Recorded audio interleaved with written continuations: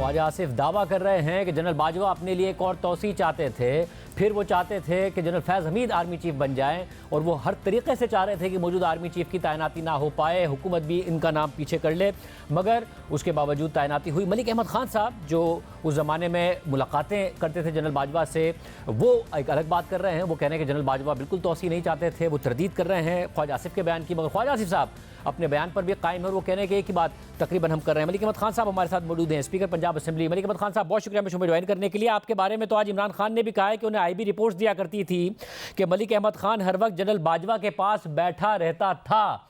जब आप इतना उनके पास बैठते थे तो आप कह रहे हैं कि जनरल बाजवा एक और तोसी नहीं चाहते थे? ख्वाजा साहब गलत कह रहे हैं?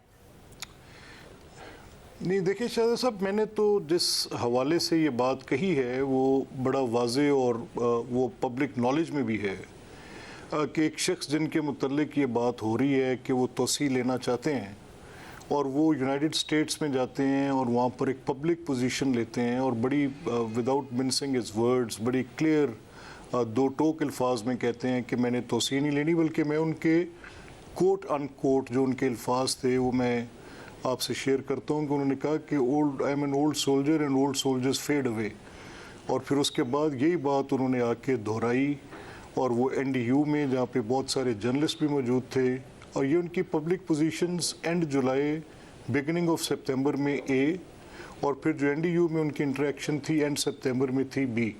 तो ये दो पब्लिक इंटरेक्शंस जो सारे पाकिस्तान के नेशनल मीडिया में बड़े वाशगाफ अल्फाज में और बड़ी ब्रेकिंग न्यूज़ के तौर पे, and it remained on the screens for at least 24-48 hours on each occasion. तो उसके बाद कोई, मेरा ये कहना था कि जो ये बात है कि वो जनरल नासिर मुनीर की अपॉइंटमेंट के हवाले से एज आर्मी चीफ उनका ये ख्याल था कि जनरल सईद शमशाद मिर्ज़ा और जनरल नासिर मुनीर में से एक चीफ़ ऑफ जनरल स्टाफ होने चाहिए, और उनकी ज़्यादा राय ये थी कि जनरल सईद शमशाद मिर्ज़ा जो हैं वो ख्वाजा साहब ने भी ऑलमोस्ट, मैंने आपका उनका इंटरव्यू सुना।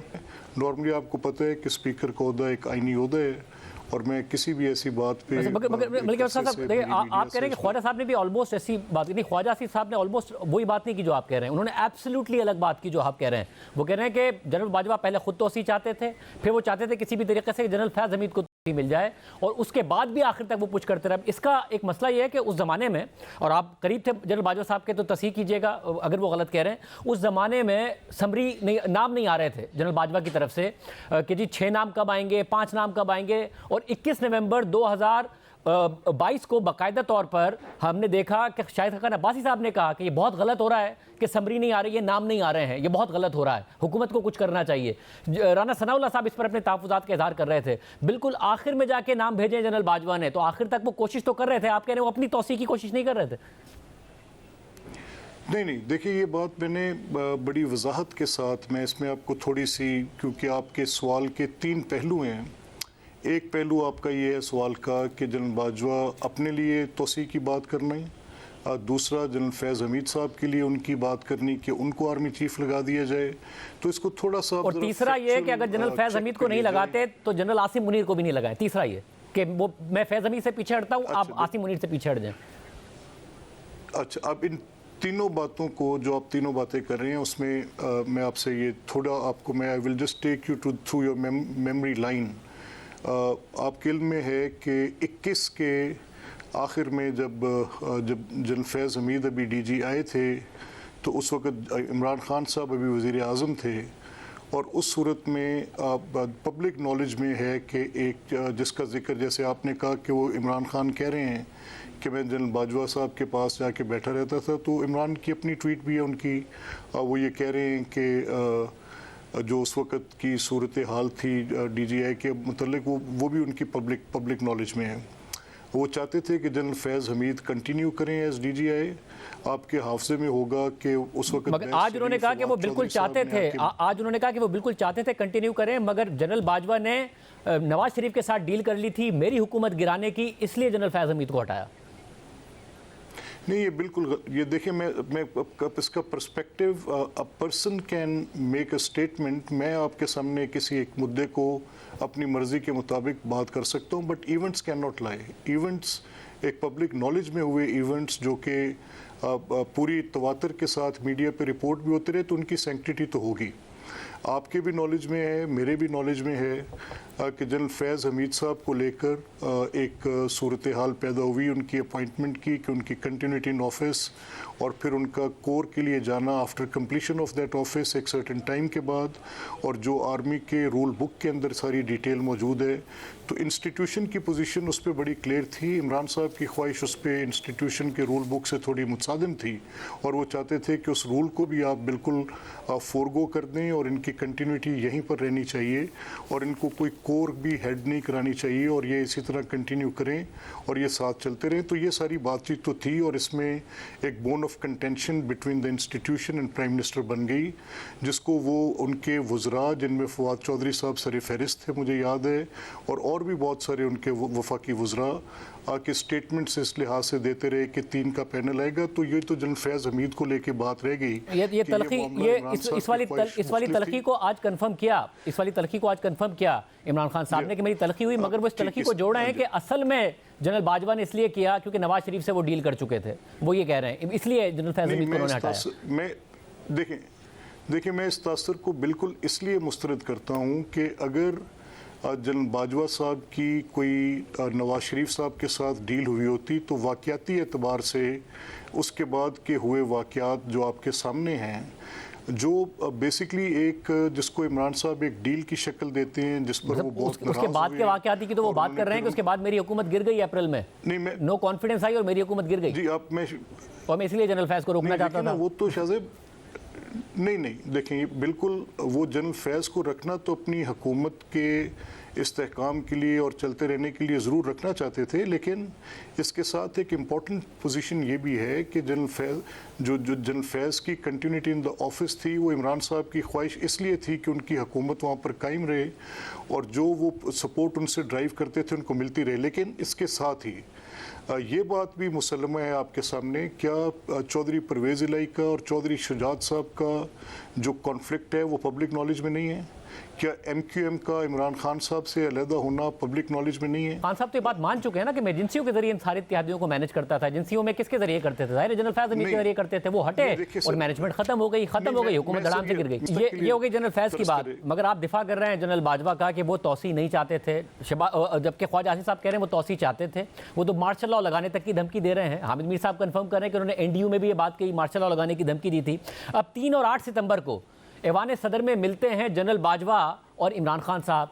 उसके बाद इमरान खान साहब बाकायदा तौर पर एक एहतजाज लॉन्च करते हैं, और उस एहतजाज का बाद में पता चलता है, जो आज़ाद कश्मीर के वज़ीर आज़म थे वो बताते हैं कि जी मकसद ये था कि किसी भी तरीके से जनरल आसिम मुनीर को आर्मी चीफ बनने से रोकना है। इमरान खान फिर खुद प्रपोज करते हैं कि जनरल बाजवा को ही तौसी दे दें, शॉर्ट टर्म तौसी दे दें। तो ये जनरल बाजवा को एतमाद में लिए बगैर हो रहा था साहब। वो मिल भी रहे थे ऐवान सदर में इमरान खान साहब से, इमरान खान साहब फिर जनरल बाजवा की शॉर्ट टर्म तौसी की भी बात कर रहे थे, मगर आप कह रहे हैं कि जनरल बाजवा तौसी नहीं मांग रहे थे।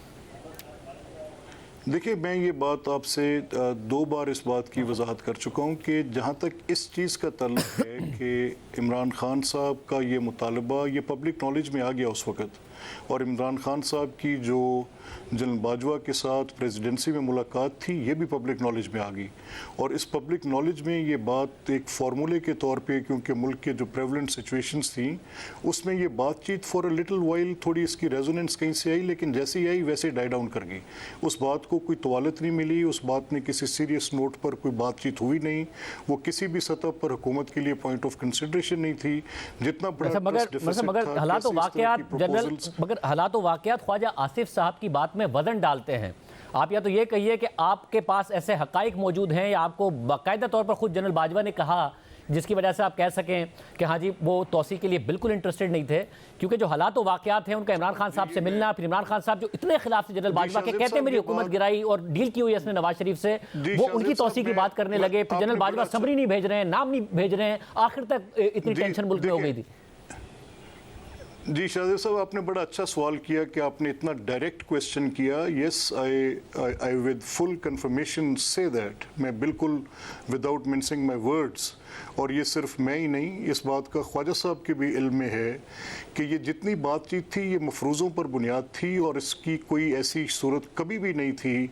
जनरल बाजवा इस बात पे क्लियर थे, उनको पता था कि मैंने एक्सटेंशन नहीं लेनी। उन्होंने मुझे कोट एंड कोट ये कहा कि old soldiers, I am an old soldier and old soldiers fade away, और साथ उन्होंने कहा मेरे पीछे 6 जनरल्स की लाइन है, मैं किसी का मैं इंस्टीट्यूशन का बुरा नहीं करना चाहता। ये सारी बातें ये ख्वाजा आसिफ के नोटिस में हैं।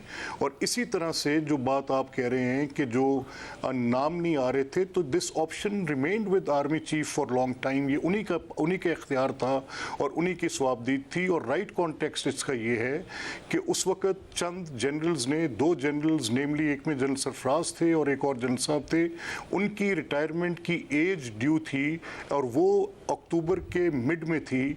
और अगर वो उससे पहले कोई समरी भेजते तो वो जो जनरल्स रिटायर होने थे वो 2 जनरल्स के नाम उस लिस्ट में आते और वो उनकी रिटायरमेंट की एज थी जो उनके बाकी पीछे आने वाले लोगों के राइट को मगर वो ऑलमोस्ट उस टाइम तक पहुंच गए थे जिसमें मौजूदा आर्मी चीफ की रिटायरमेंट की बात हो रही थी, फिर उनके ओहदे में उनकी रिटायरमेंट। मगर मसला ये है, मतलब अगर आप, मैं चाह रहा हूं कि जी मुझे एक बात की इजाजत दे देंगे। ये option remained with general Bajwa, the then army chief, कि वो नाम कौन से भेजते हैं।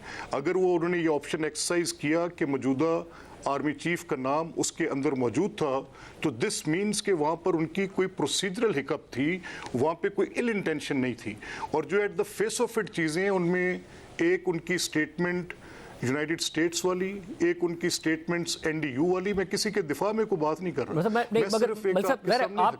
आप कर रहे हैं उनके दिफा में, मगर अब मसला ये है विद जनरल बाजवा 2019 के एक्सटेंशन से पहले वो बहुत सारे जर्नलिस्ट से मिले और जनरल बाजवा से एक जर्नलिस्ट ने सवाल किया कि क्या आप तौसी लेंगे। 2019 की तौसी की बात हो रही है, तो उन्होंने कहा कि मैं हरगिज़ तौसी नहीं लूँगा, मैं तो इस वक्त बेताब हूँ कि रिटायर हो जाऊँ और अपने बच्चों के साथ टाइम गुजारूँ और गोल्फ खेलूं।